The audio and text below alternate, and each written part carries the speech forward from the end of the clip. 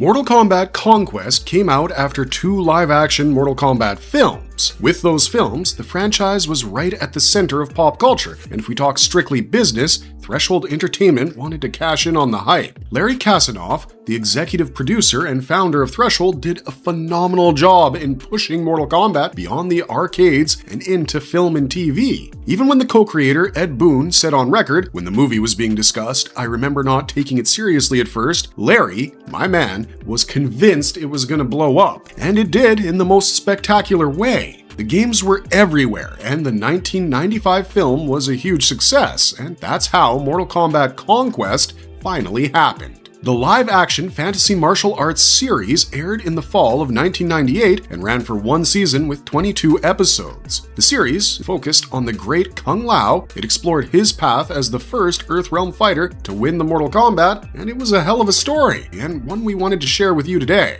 That's why today, we're going to be talking about WTF Happened to Mortal Kombat Conquest. Let's get into it. Kung Lao, a humble young man with the heart of a great warrior.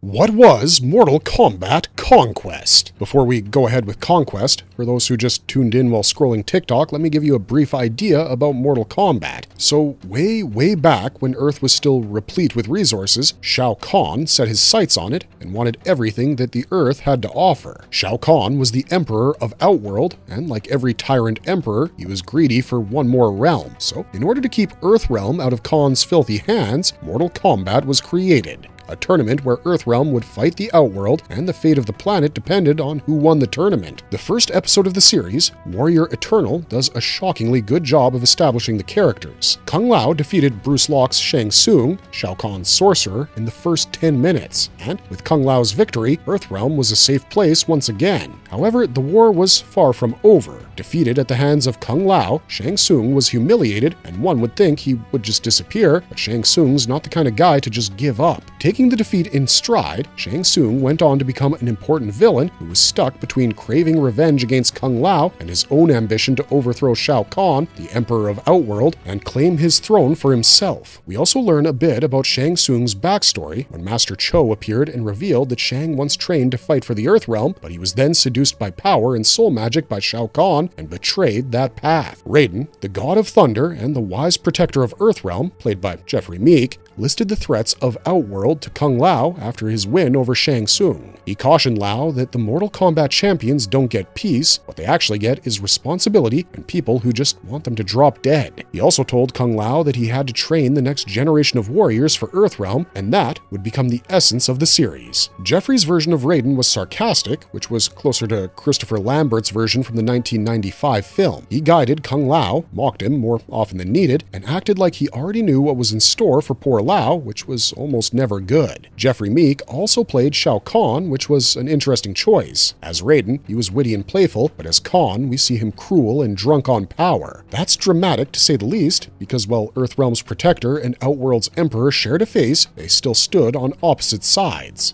On the other hand, Kung Lao finds himself at a crossroads. While he was the Earthrealm's new champion, he also wanted a normal life with Jen, his love. Paulo Montalban plays the role of Kung Lao with such sincerity and calmness that he's exactly what we would expect from a reluctant champion. He knew he was far from being a superhuman, flawless warrior, but it was his discipline and courage that made him different. However, like every other human, he also had his doubts and desires, and this makes it easier to follow him across 22 episodes. Poor guy wanted to step far away from politics, but as Raiden already said, the universe had totally different plans for him. What we like about the pilot is how Earthrealm felt comfortable and cozy. Mortals here neither knew about their omnipresent elder gods, nor did they have any idea that Earthrealm was in danger. I mean, Kung Lao saved the world so well that half the world had no idea it was even saved. We also meet Zero, Jen, and Taja in the series. Zero, played by Daniel Bernhardt, was a former disgraced guard who knew the city of Zuzin and could fight and threaten people with passion.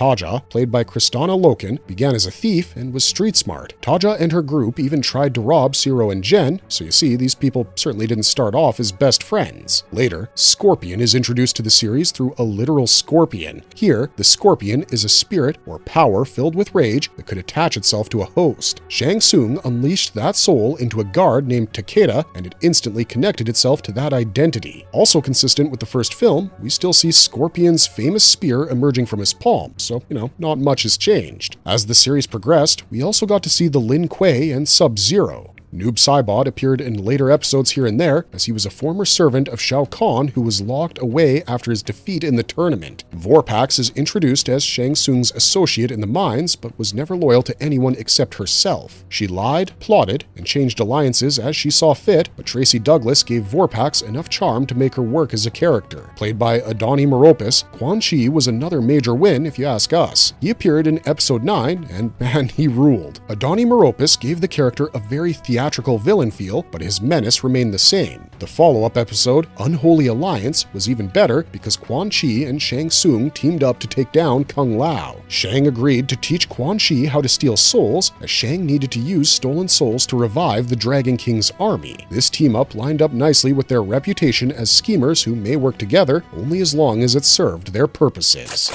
Why it got cancelled. TNT eventually pulled the plug on this series, and from what we found after digging through the internet, is that the main reason had more to do with budget than quality. There's no denying that the show was popular, but that success came with higher costs than expected. To make the show the way it was, the team needed time to write stronger scripts for every episode, along with the money to take care of fantasy sets, fight sequences, costumes, and guest villains for a full 22-episode season, and that didn't come cheap. James Capp, one of the writers on the show, stated, "The series was exciting without taking itself too seriously, and the women were very attractive. To make it any better would have required the two things that most TV shows don't have enough of: time and money. Time to write better scripts, and money for more spectacular action. The only way to have the action the show required and not spend too much money was to know what you needed each episode and keep it under control. MKC struck a good balance with what it had."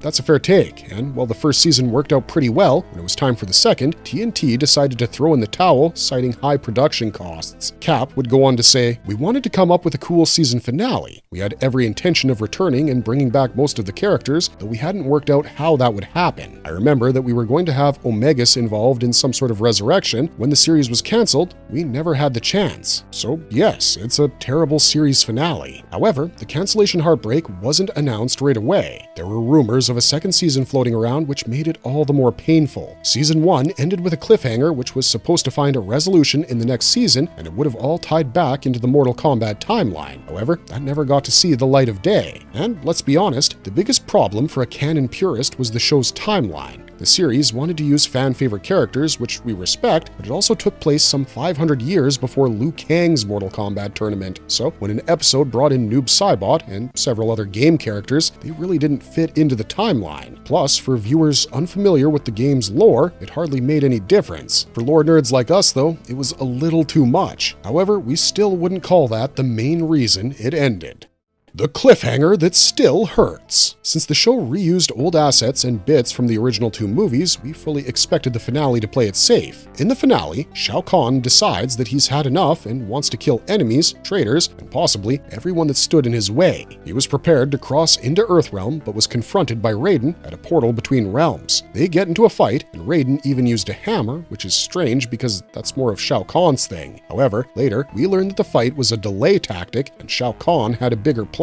Back in Zuzin, the heroes experienced strange aftershocks and signs that the realms were in danger. While Raiden was busy fighting Shao Kahn had unleashed his shadow priests, who then killed everybody. And when I say everybody, I mean everybody. From Quan Chi to Shang Tsung to Ciro, Taja, Vorpax to even Kung Lao, everybody had fallen at the hands of Shao Kahn's shadow priests. The final image is gut-wrenching, with Raiden beaten and brought before Shao Kahn in his throne room. Kahn opened a treasure box and took out Quan Chi's swords, Shang Tsung's crimson vest, and Kung Lao's shirt, along with other trophies linked to the fallen heroes. He then declared them dead and forced Raiden to bow before him. Then, Shao Kahn began his assault on the merged realms, and that's how Season 1 ended with a cliffhanger and an imminent threat as Shao Kahn was still looming. However, word is Season 2 would have tried to fix that rough Season 1 ending because, after all, the finale also breaks canon all over the place since Kung Lao is supposed to die at Goro's hands in the next Mortal Kombat tournament. The plan for the first episode of the second season was apparently to have Raiden seek the help of the Elder Gods and argue that Shao Kahn broke the rules of Mortal Kombat by attacking Earthrealm the way he did. Then the Elder Gods would likely undo the deaths. If Season 2 would have happened, maybe the deaths could have been illusions or magic, or even the Elder Gods coming in to save the day, but that season never came, and we never got our answers. Could Mortal Kombat Conquest work today? Oh, it absolutely could, and maybe even better than it did in 1998. In the present, a Mortal Kombat series about the great Kung Lao could really see success if handled with caution. Give it a bigger budget, stronger ties to the lore, a darker tone, and long-form political storytelling in the style people now expect from prestige fantasy, and the great Kung Lao era could be good to go. The premise is still strong, with the story set centuries before Liu Kang. It would follow Earthrealm after a major tournament victory and explore how Outworld tries to corrupt and weaken the realm. But instead of 22 episodes, maybe 8 or 10 episodes would do to keep it all tight and focused. The show could also seriously benefit from modern fight choreography because the version we got was messy, lore-breaking, occasionally smart, often fun, but aggressively 90s. I'd be lying if I said I didn't have fun watching it, because I really did have a good time with it, and I do wish there was a second season, if only to clean up that finale and resolve all the threads it left scattered all over the place. And more than that, frankly, the great Kung Lao deserves more than this kind of treatment. After all, he's one of the most important figures in Mortal Kombat history. Mortal Kombat Conquest has aged better than expected because it didn't solely rely on CGI. While it was imperfect, uneven, and very much a 1998 fantasy action show with its effects and costumes, that gave Zhu Zin and Outworld a real identity. And while it does look dated, because of course it's late 90s fantasy television, looking dated doesn't always mean looking bad. In this case, it means strange, fun, flawed, and gone a little too soon. So, those are our thoughts on Mortal Kombat Conquest, but please feel free to let us know your thoughts on the same in the comments section down below. As always, don't forget to smash that like button if you enjoyed this video, and subscribe to our channel if you want to see more such content. Otherwise, thanks for watching, stay safe out there, and we'll see ya in the next one.